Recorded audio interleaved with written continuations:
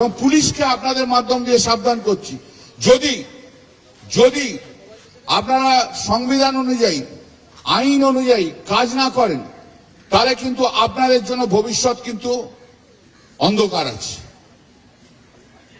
এটুকুও বলে দিলাম। অন্ধকার আছে, অন্ধকার করে ছেড়ে দেবো।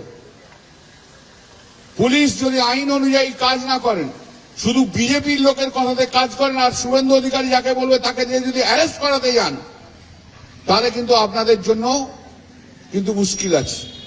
রেকর্ডটা আমার একটু অন্যরকম, দুজন আইপিএস কে কিন্তু জেলে ঢুকিয়েছিলাম, এটাও মনে করে দিচ্ছি।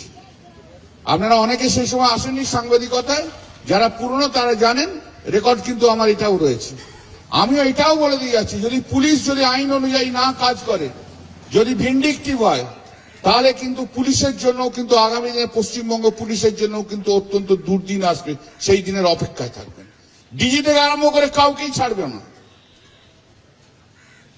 ডিজি থেকে আরম্ভ করে কাউকেও ছাড়বো না, একথাও কিন্তু বলে যাচ্ছি।